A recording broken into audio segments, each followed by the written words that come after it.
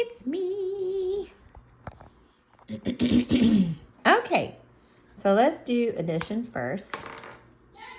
There's different kinds of mental math with addition. So we learned about compensation and just regular old rounding today, but I'm going to show you compensation because that's the harder of the two.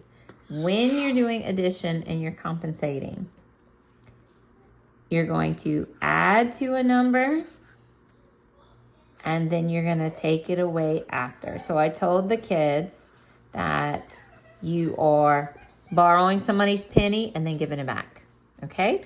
So the first one right here, it has some tenths place, it has some hundredths place, and the point, the object of all of it is just not to regroup. Because eventually, like one of the videos I posted, you want to do this in your head. So I know that I can take this number, because this is an 8. So I told the kids, look for 7s, look for 8s, look for 9s, anything that's really close. So I'm going to take this 8 because I recognize that I can turn this into a quick whole number and add them fast. So I'm going to add 2 pennies. What I'm really adding is 2 tenths right here. Okay, so this goes up to 24 because this is 10. I carry my 1 is 24. So 24 plus 14.21. Now, some kids can add it across like that, but we also watched a video that they really liked, and it said line them up, up, line them up, up. So I'm going to do that. And behind every number is invisible decimal and invisible zeros. So then, look, I can add that really quick. Line up my decimals. 4 plus 4 is 8. And that's 3. But since I took, I'm going to give their pennies back to them. So if I take 2 from 21, I know I have 19. So the real final answer for this answer is 38.19. And forgive my numbers because I'm holding the phone at the same time.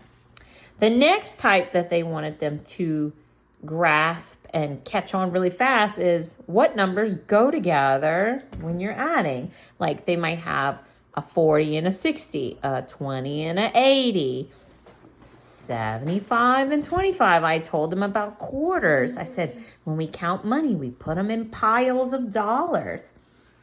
So I'm going to take this 75 cents and this 25 cents. Hey, that's a dollar. I'm going to take that out. They also want the kids to recognize stuff like tens. Okay, I'm going to take this 6 and this 4. That's $10. All I have left is $12.16. Put that out right there, and I grab the easy stuff. I grab the quarters that make $1. I grab the $10. And now I have 16 cents. Put the 6, put the 1. 2 plus 1 is 3. 1 plus 1 is 2. $23.16. And I just added that really quick. This is a different way. So this is compensation, where I'm borrowing somebody's pennies and then I'm giving them back when I'm finished. This one is, let's find the easiest numbers that go together, where it's a 20 and 80, a 40, a 60, stuff like that, that makes tens, hundreds. This right here, I don't have that. So I am going to train myself, and the kids are going to train themselves. I can't do that. I don't have these tens going on right here. So if I line up these numbers, $13.27, $4.46, they don't make those tens. So I'm going to use compensation. And the compensation only has to be used if the book /test/quiz says use mental math. So I will use mental math here so I can add quickly. I can either add 4 to here or add 3 to here. It really doesn't matter. So I'm going to add to the 7 because I'm going to add the smallest amount that I can, because then when I add it back, I can put it back quickly. Now I'm not adding a tenth, I'm adding a hundredth, so 0.03. I'm going to put 3 little pennies in there. So now I don't have the 27. I don't have to worry about regrouping. I have a 30 now. That's a friendly because it's a 10. So I put my 46 right here. Oh, 0 plus 6, that's easy. 3 plus 4, that's easy. That's 17. I'm done. But I got to give back what I borrowed. I borrowed some money stuff. And I just take the 3 off right here. Excuse me. And there you go. And you're done. This is the final answer. So that's addition compensation. I'm borrowing somebody's pennies and I'm giving them back to them. Kara says, hi. Okay. The next one is subtraction. Sorry for my polka dots.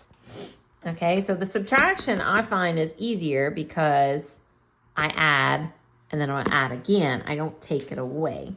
So what you're really doing when you're adding to a subtraction problem is you're trying not to regroup, aka borrow, and you also are adding a negative number. And usually you add it to this one because you want a smaller number here. Because I can recognize I'm already going to start borrowing. I know these are bigger, but I can make it where I'm not borrowing.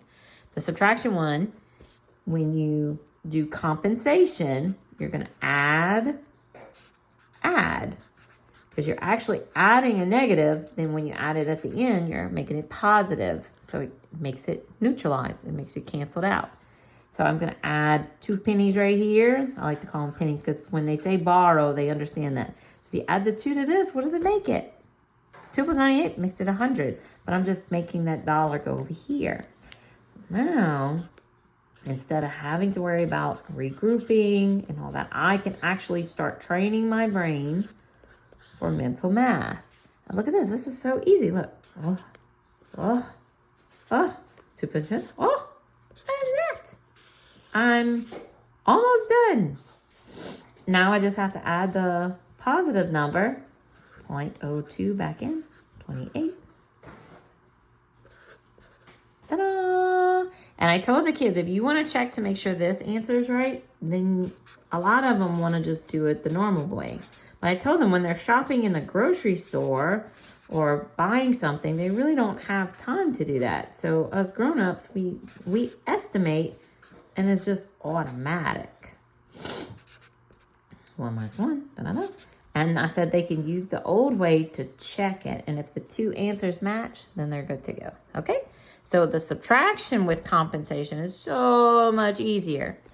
You add it in, you add it back. And then addition, you add it in, you got to give it back to them. So borrow and take it away. Okay? And that's it.